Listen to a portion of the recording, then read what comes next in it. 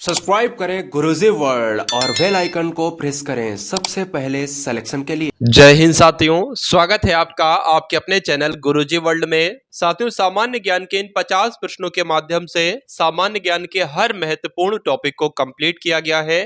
तो इन 50 क्वेश्चंस में से आज आपका टारगेट 20 से 23 का होना चाहिए। अगर 20 से 23 का आपका टारगेट यहां पर हो जाता है तो परीक्षा हॉल में आप बहुत ही शानदार परफॉर्मेंस करोगे।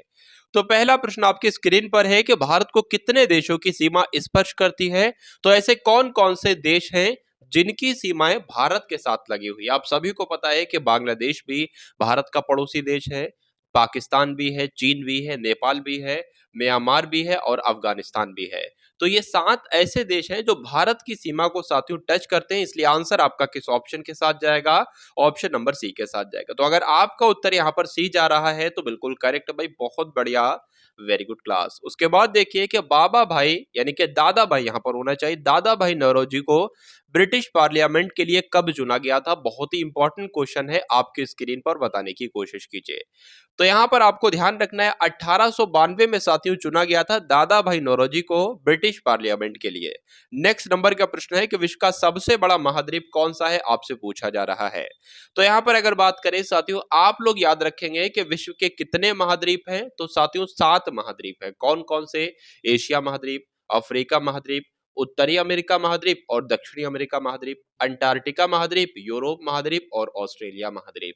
लेकिन यहां पर आपसे पूछा जा रहा है कि विश्व का सबसे बड़ा महाद्वीप कौन सा है? तो अपना एशिया महाद्वीप, यानी कि जहां पर भारत है जिस महाद्वीप में, एशिया महाद्वीप में, वही महाद्वीप साथियों सबसे बड़ा है, यह आपको ध्यान रखना है। चलिए, अगर बात करें जनसंख्या के हिसाब से भी ये सबसे बड़ा है और क्षेत्रफल के हिसाब से भी सबसे बड़ा है। सबसे छोटा कौन सा है? ऑस्ट्रेलिया महाद्वीप सबसे छोटा है।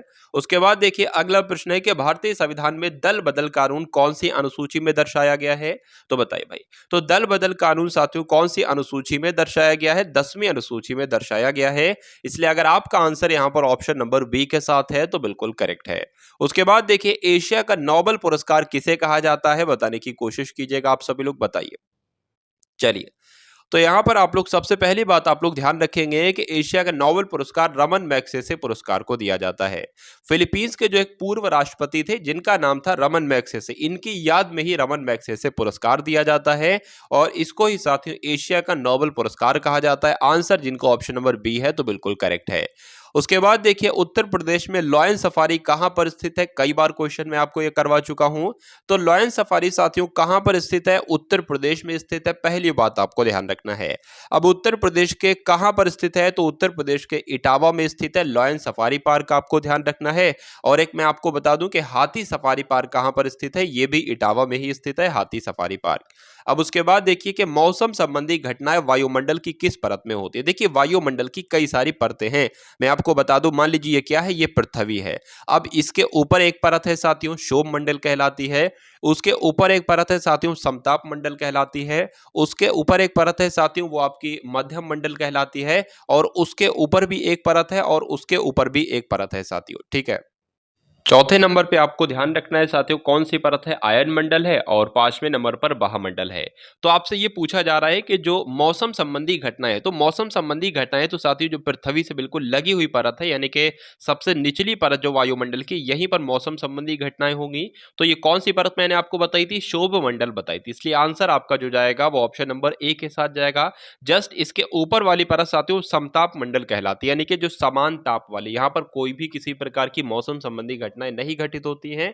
तो जब मौसम संबंधी आंधी तूफान वगैरह इसमें नहीं आते तो इसी में ही वायुयान जो है वो चलाया जाता है। प्रश्न आपसे ये पूछा जाता है कि वायुयान किस परत में चलाया जाता है वायुमंडल की? तो साथियों समताप मंडल परत में वायुयान चलाया जाता है, ये आपको ध्यान रखना है। उसके बाद देखेंगे अगले नंबर का प्रश्न जो कि आपकी स्क्रीन पर है, बताने की कोशिश कीजिए कि अटल भूजल योजना हाल ही में सुर्खियों में रही, इसका शुभारंभ कब किया गया? आपसे पूछा जा रहा है, बताने की कोशिश करेंगे। चलिए, तो साथियों 25 दिसंबर 2019 को इसका क्या किया गया? शुभारंभ किया गया, आपको ध्यान रखने। आंसर आपको ऑप्शन नंबर बी के साथ जाएगा। अब उसके बाद देखिए अगले नंबर का प्रश्न है जो कि आपकी स्क्रीन पर है। पूछा जा रहा है कि भारत और चीन को कौन सी रेखा अलग करती है? तो भारत और चीन को तो साथियों मैकमोहन रेखा अलग करती है। आपका आंसर ऑप्शन नंबर बी के साथ जा रहा है जो कि बिल्कुल करेक्ट है।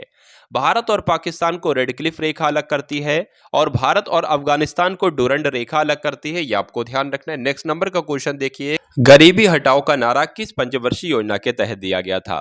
तो गरीबी हटाओ का नारा साथियों कौन सी पंचवर्षीय योजना के तहत दिया गया था? पांचवी पंचवर्षीय योजना के तहत दिया गया था, ये आपको ध्यान रखना है। अगर बात करें साथियों, यहाँ पर पहली पंचवर्षीय योजना में किस पर जोर दिया गया था? कृषि पर जोर दिया गया था। और दूसरी पंचवर्षीय योजना में औद्योगिक के विकास पर जोर दिया गया था। ये दो बातें भी आप लोग ध्यान रखेंगे। यूरिया का रासायनिक सूत्र आपसे पूछा जा रहा है, तो यूरिया का रासायनिक सूत्र इसमें से कौन सा हो जाएगा साथियों? मैं आपको बता देता हूं, NH2 हो जाएगा।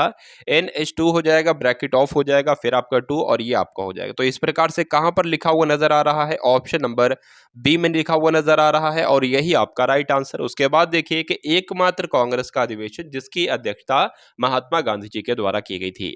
तो परीक्षा में साथियों बहुत बार ये प्रश्न पूछा जा चुका है, वो एकमात्र ऐसा अधिवेशन कौन सा था जिसकी अध्यक्षता महात्मा गांधी ने की थी? तो 1924 में यह अधिवेशन हुआ था, बेलगांव अधिवेशन, जिसकी अध्यक्षता किसके द्वारा की गई थी? महात्मा गांधी जी के द्वारा की गई थी, ये आपको ध्यान रखना है। उसके बाद देखिए अगले नंबर का प्रश्न कि भारत में कुल सड़कों की लंबाई का कितना प्रतिशत राष्ट्रीय राजमार्ग है? बताइए, बहुत कम प्रतिशत है। भारत में जितनी भी सड़कें हैं इसका लगभग 1.7% जो है साथियों ये राष्ट्रीय राजमार्ग है, इसलिए आपका आंसर जो है वो यहां पर किसके साथ जाएगा? ऑप्शन नंबर सी के साथ जाएगा। नेक्स्ट नंबर का प्रश्न आपकी स्क्रीन पर पूछा जा रहा है कि भारत की पहली महिला लोकसभा की अध्यक्ष कौन रही थी? चलिए, तो भारत की पहली महिला लोकसभा की अध्यक्ष साथियों कौन रही थी? आपको ध्यान रखना है, श्रीमती मीरा कुमारी रही थी। कौन रही थी? श्रीमती मीरा कुमारी रही थी, जिनका भी आंसर यहां पर बी के साथ है, तो बिल्कुल करेक्ट है। उत्तर प्रदेश में पहली वन नीति कब लागू की गई आपसे पूछा जा रहा है, बताने की कोशिश कीजिए, बताइए। तो यूपी में जो पहली वन नीति लागू की गई है 1952 में लागू की गई थी, ये आपको ध्यान रखना है। 1954 की अगर बात करें, एक योजना चलाई गई चकबंदी योजना, पूछा जाता है कब चलाई गई, तो 1954 में चलाई गई। और 1952 में साथियों कौन सी योजना चलाई गई? योजना नहीं बल्कि किसकी, उत्तर प्रदेश में क्या चीज लाई गई? तो वन नीति लाई गई, ये आपको ध्यान रखना है। चलिए, उसके बाद देखेंगे अगले नंबर का प्रश्न आपकी स्क्रीन पर है कि भारत में सिंचाई का प्रमुख साधन है, तो भारत में सिंचाई साथियों किसके माध्यम से की जाती है? किसके माध्यम से की जाती है? तो कुओं के माध्यम से की जाती है और नलकूप के माध्यम से की जाती है, इसलिए आंसर आपका जो जाएगा वो ऑप्शन नंबर डी के साथ जाएगा। ठीक है, सबसे ज्यादा आजकल इसी के द्वारा की जा रही है, नलकूप के द्वारा। भारत के प्रथम वायसराय कौन थे? आपसे यहाँ पर प्रश्न पूछा जा रहा है, इसलिए आपका राइट आंसर यहाँ पर साथियों क्या हो सकता है, जल्दी से बताने की कोशिश करेंगे। एक बार आप सभी लोग भाई क्लास को लाइक करके क्लास को एक बार शेयर अवश्य कर देंगे, तो फटाफट भाई क्लास को एक बार शेयर कर दीजिए आप सभी लोग। तो उम्मीद करता हूं भाई क्लास को आप सभी लोग शेयर कर रहे होंगे। अगला प्रश्न जो आपके सामने है कि भारत के पहले वायसराय कौन थे? तो भारत के पहले वायसराय कौन थे? लॉर्ड कैनिंग थे, आपको ध्यान रखना है, इसलिए आंसर आपका ऑप्शन नंबर बी के साथ जाएगा। उसके बाद देखिए सार्क का मुख्यालय कहां पर स्थित है? सार्क का हेडक्वार्टर कहां पर स्थित है? अगर यहां पर बात करें साथियों सार्क की स्थापना कब हुई थी, तो 8 दिसंबर 1985 को सार्क की स्थापना ढाका में हुई थी। ठीक है, सार्क के अगर मुख्यालय की बात करें तो नेपाल के काठमांडू में सार्क का मुख्यालय है, ये आपको ध्यान रखना है। तो जो लोग भी यहाँ पर ऑप्शन नंबर सी के साथ हैं तो बिल्कुल करेक्ट है। उसके बाद देखिए भारत का पहला राष्ट्रीय उद्यान कौन सा था? भारत का पहला राष्ट्रीय उद्यान साथियों काजीरंगा राष्ट्रीय उद्यान, गिर वन्यजीव अभ्यारण्य, कान्हा राष्ट्रीय अभ्यान या जिम कॉर्बेट राष्ट्रीय उद्यान। तो यहां पर आपको ध्यान रखना है, भारत का पहला राष्ट्रीय उद्यान साथियों 1936 में, जिसको हम लोग क्या किस नाम से जानते थे? हैली नेशनल पार्क के नाम से जानते थे, और अब इसको क्या कहा जाता है? जिम कॉर्बेट राष्ट्रीय उद्यान कहा जाता है। तो जिम कॉर्बेट राष्ट्रीय उद्यान कौन से ऑप्शन में है? ऑप्शन नंबर डी में है, इसलिए आंसर आपका ऑप्शन नंबर डी के साथ जाएगा। पूछे ये कहां पर स्थित है, तो साथियों ये उत्तराखंड में स्थित है, ये भी आपको ध्यान रखना है। उसके बाद देखिए कि निम्नलिखित में से कौन सा सुमेलित नहीं है, तो कौन सा साथियों इसमें से सुमेलित नहीं है, ये आपसे पूछा जा रहा है, बताइए। चलिए, देखिए यहाँ पर अगर हम लोग बात करें, आपको पहली बात ध्यान रखना है कि कालीघाट मंदिर कहाँ पर है, तो पश्चिम बंगाल में है। गोमतेश्वर मंदिर कहाँ पर है? कर्नाटक में है। बृहदेश्वर मंदिर कहाँ पर है? तमिलनाडु में है। लेकिन अगर बात करें तो अक्षरधाम मंदिर महाराष्ट्र में नहीं है। ये कहाँ पर स्थित है साथियों? ये दिल्ली में स्थित है, ये आपको ध्यान रखना है, इसलिए आंसर आपका अगर ऑप्शन नंबर ए है तो बिल्कुल करेक्ट है। उसके बाद देखिए आटाकामा मरुस्थल कहाँ पर स्थित है? आटाकामा मरुस्थल साथियों कहाँ पर स्थित है? तो दक्षिणी अमेरिका में स्थित है, ये आपको ध्यान रखना है। आंसर आपका इसलिए ऑप्शन नंबर सी के साथ जाएगा, और जिनका आंसर यहां पर सी है तो बिल्कुल करेक्ट है भाई, बहुत बढ़िया, वेरी गुड क्लास। उसके बाद देखेंगे अगले नंबर का प्रश्न जो कि आपकी स्क्रीन पर है कि भारत की पहली संपूर्ण जनगणना कब की गई थी? तो यहाँ पर साथियों आपसे ध्यान दीजिएगा, संपूर्ण जनगणना की बात चल रही है, अर्थात नियमित जनगणना की बात चल रही है।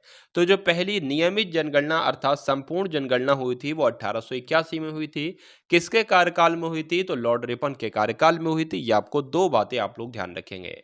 उसके अलावा अगर बात करें साथियों, पूछा जाए कि भारत में पहली जनगणना कब की गई थी? तो 1872 में की गई थी। किसके कार्यकाल में की गई थी? तो लॉर्ड मेयो के कार्यकाल में की गई थी। ये चार बातें आपको ध्यान रखना है। उसके बाद देखिए अगले नंबर का प्रश्न कि पानीपत का तीसरा युद्ध मराठा और किसके बीच लड़ा गया था? तो पहली बात आपको ध्यान रखना है कि पानीपत का तीसरा युद्ध लड़ा कब गया था? तो साथियों 1761 में लड़ा गया था और मराठों और अहमद शाह अब्दाली के बीच लड़ा गया था। ये आपको ध्यान रखना है। तो मराठा और अहमद शाह अब्दाली आपका राइट आंसर हो जाएगा। ऑप्शन नंबर डी अगर आपका उत्तर है तो बिल्कुल करेक्ट है। उसके बाद देखिए कांग्रेस के कौन से अधिवेशन में नरम दल और गरम दल के बीच समझौता हुआ? तो कौन सा अधिवेशन था साथियों कांग्रेस का जिसके बीच नरम दल और गरम दल के बीच समझौता हुआ?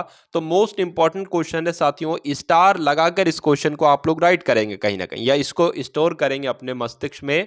अगर बात करें यहां पर साथियों कांग्रेस का जो लखनऊ अधिवेशन था, इसमें नरम दल और गरम दल के बीच समझौता हुआ था। यह आपको ध्यान रखना है, जो कि साथियों कब हुआ था? 1916 में हुआ था, 1916 में हुआ था। तो जो लोग भी यहां पर हैं ऑप्शन नंबर सी के साथ बिल्कुल करेक्ट है। उत्तर प्रदेश को कुल कितने संभागों में विभाजित किया गया है? अगर साथियों संभाग पूछ लिए जाएं, मंडल पूछ लिए जाएं, सब मंडल पूछ लिए जाएं, तो आपका उत्तर साथियों क्या हो जाना चाहिए? एक ही उत्तर के साथ जाना चाहिए, 18 के साथ। तो उत्तर प्रदेश में कुल कितने संभागों में विभाजित किया गया है? उत्तर प्रदेश में कितने संभाग हैं या उत्तर प्रदेश को कितने कुल संभागों में विभाजित किया गया है? तो 18 संभागों में विभाजित किया गया है। यह बात आपको ध्यान रखना है। तो जिनका भी आंसर यहां पर है ऑप्शन नंबर सी के साथ तो बिल्कुल करेक्ट है भाई, बहुत बढ़िया, वेरी गुड क्लास। उसके बाद देखिए कि निम्नलिखित में से कौन सा रोग जीवाणुओं की वजह से नहीं होता है? बताइए। यहां पर साथियों आपका राइट आंसर क्या हो सकता है बताने की कोशिश करेंगे आप सभी लोग। काली खांसी, चेचक है, टाइफाइड है या हैजा है? यहां पर आपको ध्यान रखना है साथियों, जीवाणु से कौन कौन से रोग होते हैं, ठीक है? जीवाणु से कौन कौन से रोग होते हैं? तो जीवाणु की अगर बात करते हैं, काली खांसी हो जाती है, उसके अलावा टाइफाइड हो जाती है, हैजा हो जाए। लेकिन चेचक की बात करें तो साथियों जीवाणु की वजह से नहीं होता है, ये विषाणु की वजह से होता है।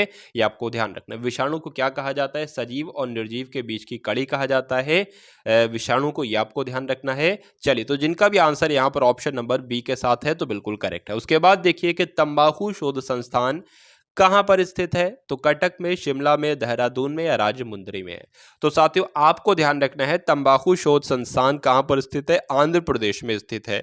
और आंध्र प्रदेश के कहाँ पर स्थित है? तो आंध्र प्रदेश के देहरादून में स्थित है। इसलिए जिनका भी आंसर यहाँ पर डी है तो बिल्कुल करेक्ट है। उसके बाद देखिए कि निम्नलिखित में से किसकी अध्यक्षता में कांग्रेस के पहले सत्र का आयोजन किया गया था? तो किसकी अध्यक्षता में कांग्रेस के पहले सत्र का आयोजन किया गया था? आपसे यहाँ पर साथियों प्रश्न पूछा जा रहा है और आपको बताना है कि इस क्वेश्चन का राइट आंसर आपका क्या हो सकता है, बताइए। चलिए फटाफट भाई क्लास को आप सभी लोग लाइक कर दीजिए। जिन लोगों ने क्लास को लाइक ना किया हो, जिन लोगों ने क्लास को शेयर ना किया हो, क्लास को एक बार शेयर भी जरूर कर दें। तो किसकी अध्यक्षता में कांग्रेस के पहले सत्र का आयोजन किया गया था? तो कांग्रेस के पहले सत्र का आयोजन साथियों के जो अध्यक्षता किसकी अध्यक्षता में किया गया था? तो व्योमेश चंद्र बनर्जी के द्वारा किया गया था। ये आपको ध्यान रखना है। तो व्योमेश चंद्र बनर्जी कहां पर है? ऑप्शन नंबर बी में है। जिनका भी आंसर, जो लोग भी ऑप्शन नंबर बी के साथ हैं, बिल्कुल सही है। निम्नलिखित में से कौन इल्तुतमिश का प्रथम उत्तराधिकारी था? आपसे पूछा जा रहा है। तो अगर बात करें रुकनुद्दीन फिरोज की, तो यही साथियों कौन था? इल्तुतमिश का प्रथम उत्तराधिकारी था। आपको ध्यान रखना, इसलिए आंसर ऑप्शन नंबर ए के साथ। दूसरा गोलमेज सम्मेलन के समय ब्रिटिश भारत के इनमें से कौन वायसराय थे? यानी कि जब दूसरा गोलमेज सम्मेलन हुआ साथियों, गोलमेज सम्मेलन की बात करें तो कब से कब तक हुआ, ये एक बार कमेंट सेक्शन में आप लोग बताइए। अगर दूसरे गोलमेज सम्मेलन की बात करें तो भारत के वायसराय कौन थे? लॉर्ड विलिंगटन थे। ये आपको ध्यान रखना है। इसलिए जिनका भी आंसर यहाँ पर ऑप्शन नंबर ए है तो बिल्कुल करेक्ट है। कई बार बता चुका हूं, तीनों गोलमेज सम्मेलन साथियों कहां पर हुए थे? लंदन में हुए थे। उसके बाद देखिए भारतीय संविधान के अनुच्छेद 36 से 51 तक मुख्य रूप से भारतीय संविधान के किस भाग में दिया गया है? बताइए। चलिए क्या होगा साथियों इस क्वेश्चन का बिल्कुल करेक्ट आंसर? यहाँ पर साथियों अगर हम लोग बात करें जो संविधान के अनुच्छेद 36 से लेकर अनुच्छेद 51 है, इसमें ये संविधान के कौन से भाग में दर्शाए गए हैं? तो भाग 4 में दर्शाए गए हैं, ये आपको ध्यान रखना है। और इसमें क्या चीज़ दर्शाई गई है? तो नीति निर्देशक सिद्धांत दर्शाए गए हैं, ये भी आपको ध्यान रखना है। अगली बात आपको ध्यान रखना है, ये कहाँ से लिए गए हैं? तो नीति निर्देशक सिद्धांत कहाँ से लिए गए हैं? आयरलैंड के संविधान से लिए गए हैं, आप लोग ध्यान रखेंगे। तो जिनका भी आंसर यहाँ पर डी था, बिल्कुल करेक्ट था। भारत में विजय दिवस कब मनाया जाता है, आपसे पूछा जा रहा है। तो भारत में विजय दिवस साथियों कब मनाया जाता है? 16 दिसंबर को कौन सा दिवस मनाया जाता है? 16 दिसंबर को साथियों विजय दिवस मनाया जाता है, इसलिए आंसर आपका जो है वो ऑप्शन नंबर बी के साथ है। जिनका भी आंसर बी है तो बिल्कुल करेक्ट है। गैलिना इनमें से किस धातु का अयस्क है, आपसे पूछा जा रहा है।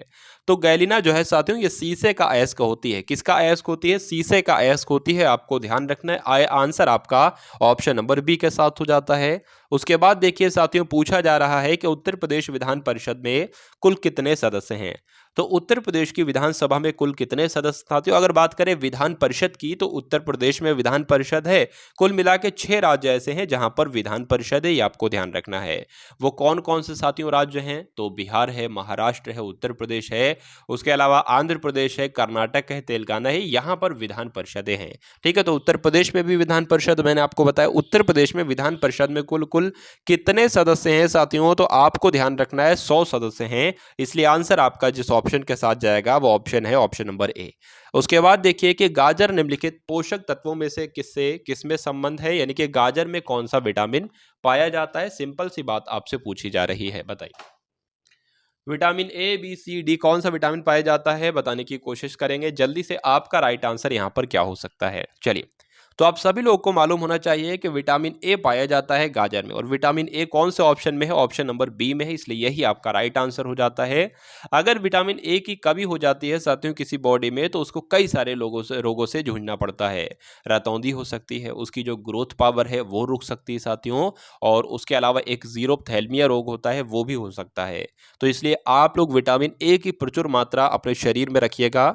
उसके बाद देखिए कि निम्नलिखित में से जैन धर्म के 23वें तीर्थकर कौन थे, आपसे यहां पर पूछा जा रहा है। तो जैन धर्म के साथियों 23वें तीर्थकर कौन थे, बताइए। अगर पहले तीर्थकर की साथियों बात करते हैं तो कौन थे, एक बार कमेंट सेक्शन में बताएंगे आप सभी लोग। 23वें तीर्थकर कौन थे? पार्श्वनाथ थे, और 24वें तीर्थकर कौन थे? महावीर स्वामी थे। इसलिए आंसर आपका किस ऑप्शन के साथ जाएगा? पार्श्वनाथ के साथ जाएगा, यही 23वें तीर्थकर थे। तो जिन लोगों का भी आंसर यहाँ पर ऑप्शन नंबर सी है तो बिल्कुल करेक्ट है। उसके बाद देखिए अगले नंबर का प्रश्न है कि फ्रीडम इन एक्जाइल नामक पुस्तक के लेखक कौन है, बताने की कोशिश कीजिए। तो दलाई लामा है, शेक्सपियर है, रविन्द्रनाथ टैगोर है, या लुई फिशर है? चलिए, तो यहां पर साथियों आपको ध्यान रखना है कि फ्रीडम इन एक्जाइल नाम की पुस्तक है, इस पुस्तक के लेखक साथियों दलाई लामा है, इसलिए आंसर आपका अगर है ऑप्शन नंबर ए के साथ तो बिल्कुल करेक्ट है। चलिए, उसके बाद अगर बात करें एक विलियम शेक्सपियर की पुस्तक के बारे में, आप लोग ध्यान रखेंगे द मर्चेंट ऑफ वेनिस है, ये बहुत पूछी जाती है। पोस्ट ऑफिस किसकी है? तो रविन्द्रनाथ टैगोर की है पोस्ट ऑफिस। और गांधी एंड स्टॉलिन किसकी है? तो लुई फिशर की गांधी एंड स्टॉलिन है। ये 4 बुक्स आपको ध्यान रखना है और उनके राइटर आपको ध्यान रखना है। शेरशाह के अंतर्गत तांबे के दाम और चांदी के रुपए की विनिमय दर क्या थी, आपसे पूछा जा रहा है। तो क्या थी साथियों? 1:64 या 64:1 इसको हम लोग कह सकते हैं, ये आपको ध्यान रखना है।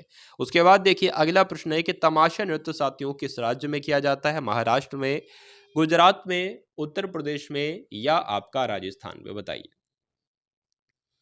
देखिए यहाँ पर अगर हम लोग बात करें तमाशा नृत्य की, तो तमाशा नृत्य कहाँ पर किया जाता है? महाराष्ट्र में किया जाता है। महाराष्ट्र की जब भी जिक्र आता है तो मैं आपको बताता हूँ कि मिशन वात्सल्य कहाँ शुरू किया गया था? महाराष्ट्र में। मिशन ऑक्सीजन सेल्फ रिलायंस योजना कहाँ पर शुरू की गई थी? महाराष्ट्र में। ये भी आप लोग ध्यान रखेंगे। चलिए, उसके बाद देखिए 40वें नंबर का प्रश्न आपकी स्क्रीन पर है। पूछा जा रहा है कि ब्राजील की राजधानी कौन सी है?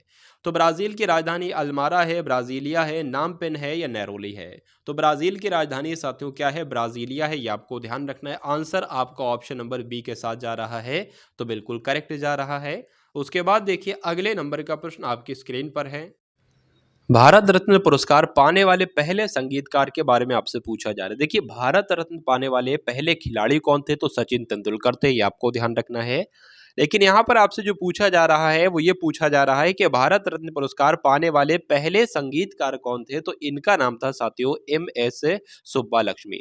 तो ये मोस्ट इंपॉर्टेंट क्वेश्चन है, इसलिए आप लोग यहाँ पर ध्यान रखेंगे इस क्वेश्चन के बारे में। आंसर आपका ऑप्शन नंबर बी के साथ जाएगा। वर्ष 2011 के अनुसार उत्तर प्रदेश में बाल जनसंख्या कुल जनसंख्या का कितना प्रतिशत थी। मान लीजिए अगर कुल जनसंख्या उत्तर प्रदेश में 100% थी तो बाल जनसंख्या कितने प्रतिशत थी, ये आपसे पूछा जा रहा है। तो कितने प्रतिशत थी साथियों बाल जनसंख्या? 15.41% थी, ये आपको ध्यान रखना है। इसलिए आंसर आपका जो जाएगा वो ऑप्शन नंबर ए के साथ जाएगा, और जिनका आंसर यहाँ पर बिल्कुल आंसर ए है तो बिल्कुल करेक्ट है। चलिए उसके बाद देखिए अगले नंबर का प्रश्न है कि सिकंदर ने भारत पर उस समय हमला किया जब मगध पर किसका शासन था। तो सिकंदर ने जब भारत पर हमला किया था तो उस समय मगध पर किसका शासन चल रहा था, ये आपसे पूछा जा रहा है। महापद्म का या घनानंद का, शिशुनाग का या अजातशत्रु का। चलिए तो यहां पर साथियों राइट आंसर आपका क्या होगा? 326 ईसा पूर्व। आपको ध्यान रखना है 326 ईसा पूर्व में सिकंदर ने सिंधु नदी को पार किया और भारत पर साथियों आक्रमण किया। उस समय भारत पर साथियों किसका शासन था? घनानंद का शासन था, ये आपको ध्यान रखना है। इसलिए आंसर आपका जो जाएगा वो ऑप्शन नंबर बी के साथ जाएगा। बैंड है यानी कि बैक हैंड शब्द किस खेल से जुड़ा हुआ है? किस खेल में इस्तेमाल किया जाता है बैक हैंड शब्द का? तो बैक यानी कि बैड, तो बैड यानी कि बैडमिंटन। तो ट्रिक से आप लोग याद कर लो, बैक हैंड शब्द साथियों बैडमिंटन में इस्तेमाल किया जाता है।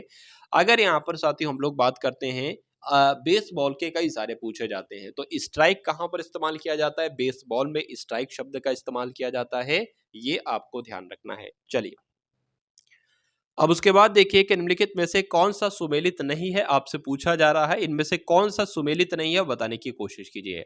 तो यहाँ पर यूनेस्को का मुख्यालय तो पेरिस में स्थित है, यूनिसेफ का मुख्यालय तो न्यूयॉर्क में स्थित है, विश्व वन्य जीव संरक्षण कोष का मुख्यालय स्विट्जरलैंड के ग्लांड में स्थित है, लेकिन गैट का मुख्यालय साथियों लंदन में स्थित नहीं है। तो ये कहाँ पर स्थित है? ये साथियों लंदन में स्थित नहीं है, ये पेरिस में स्थित है। तो आपका आंसर साथियों किसके साथ जाएगा? ऑप्शन नंबर डी के साथ जाएगा, ये आपको ध्यान रखना है। भारतीय संविधान की कौन सी अनुसूची भारत की भाषाओं से संबंधित है बताने की कोशिश कीजिए। 7वीं अनुसूची, 8वीं अनुसूची, 9वीं अनुसूची या 10वीं अनुसूची, बताइए। तो भारतीय संविधान की कौन सी अनुसूची साथियों? 8वीं अनुसूची भारत की भाषाओं से संबंधित है, ये आपको ध्यान रखना है। कौन सी अनुसूची? 8वीं अनुसूची। तो जिनका भी आंसर यहाँ पर है ऑप्शन नंबर बी के साथ तो बिल्कुल करेक्ट है। उसके बाद देख लीजिए कि पेंच राष्ट्रीय उद्यान साथियों कहाँ पर स्थित है, आपसे पूछा जा रहा है, बताइए।